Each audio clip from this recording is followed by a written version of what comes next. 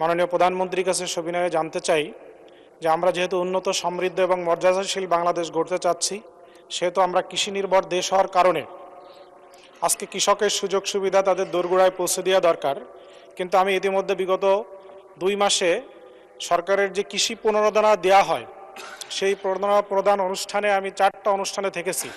আমি খেয়াল করে দেখেছি যে সেখানে একজন কৃষক এই প্রণোদনা নেওয়ার জন্য যখন উপজেলা সদরে আসে, তখন তাকে আমার ক্ষুদ্র একটা জেলা, ছোট জেলা, সেখানে তাকে 22 কিলোমিটার পথ, 25 কিলোমিটার পথ পাড়ি দিয়ে উপজেলা সদরে আসে নেওয়া লাগে। আমি কয়েকজনের কাছে জিজ্ঞাসা করেছি যে আপনার কত টাকা খরচ হয়। তো একজন বললেন যে আমার 400 টাকা বাড়ি থেকে আসা যাওয়ার জন্য খরচ হয়। কিন্তু হিসাব করে দেখা যায় যে গ্রুপ ভিত্তিক যে বীজ প্রদান করা হয় বা সার প্রদান করা হয়, তার দাম কোনো সময় 200 বা 300 টাকা।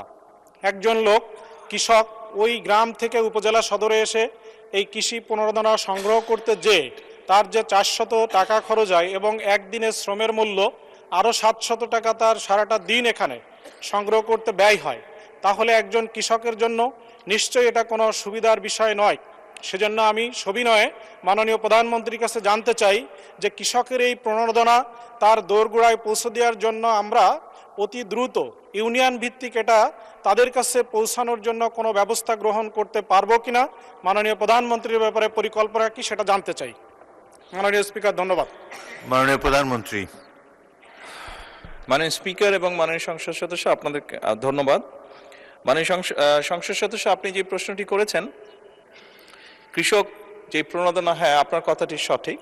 অনেক ক্ষেত্রে এরকম ঘটনা বিভিন্ন জায়গায় ঘটছে। সেজন্যই কিন্তু আমরা কৃষক কার্ডটা ইন্ট্রোডিউস করতে চাইছি। তাহলে আর কৃষককে 22 কিলোমিটার পথ পাড়ি দিতে হবে না, সেটি তার কাছে সরাসরি পৌঁছে যাবে কৃষক কার্ডের মাধ্যমে।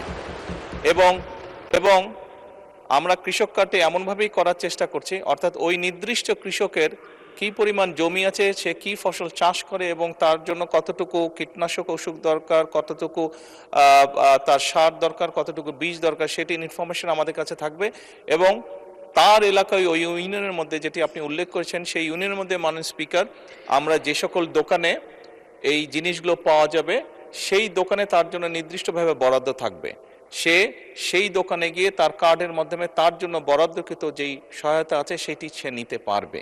আমরা সেই ব্যবস্থা থেকে ইনশাল্লাহ আগাচ্ছি। ধন্যবাদ মাননীয় স্পিকার।